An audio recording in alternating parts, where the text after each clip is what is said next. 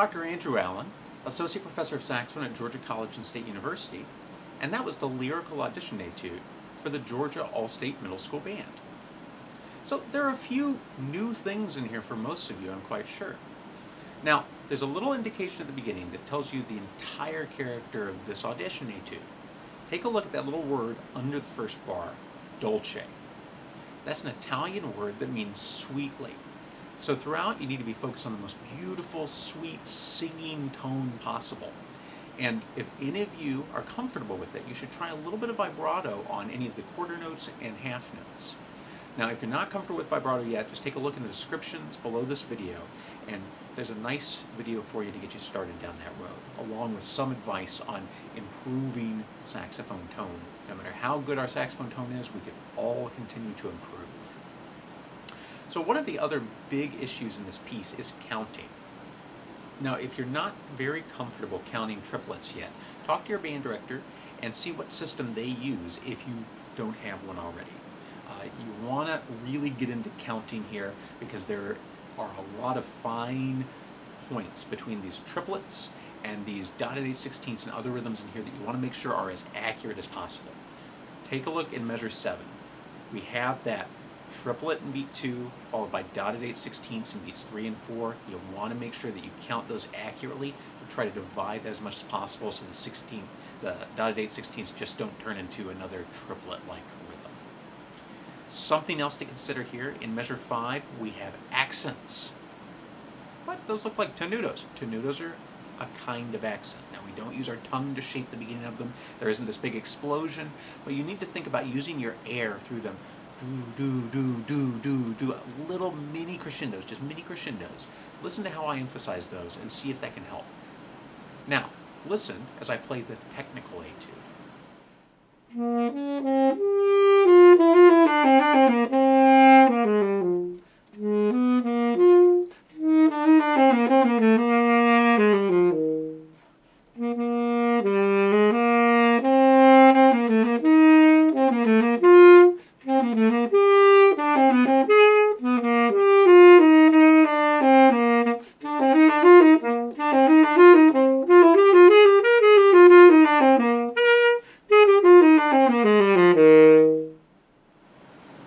Now, this technical etude has a few fingering ideas that you need to think about.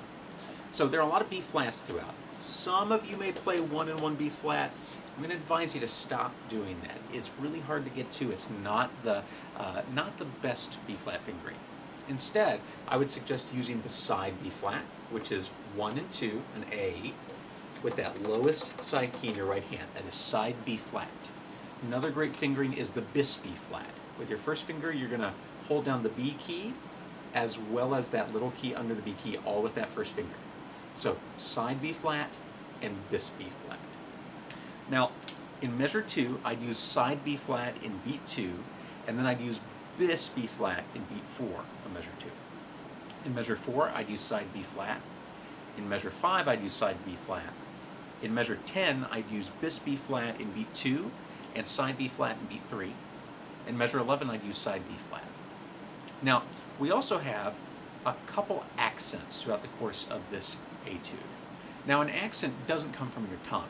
We can use a little articulation to help shape the beginning of it. It comes from your air stream. You want to think about a little explosion of air and a decay. So it's almost like a subito, forte, decrescendo, all happening in a very short amount of time. You want to lean on that note. It's exactly what it sounds like. You're accenting. You're bringing the note out of the texture a little bit. So experiment with that and see what happens. Also, we have a decent amount of dynamic shaping going on throughout this piece. It's an opportunity to really engage your listeners, to take them on a little bit of a ride. So if you're not really comfortable making big changes in dynamics, here's something to think about.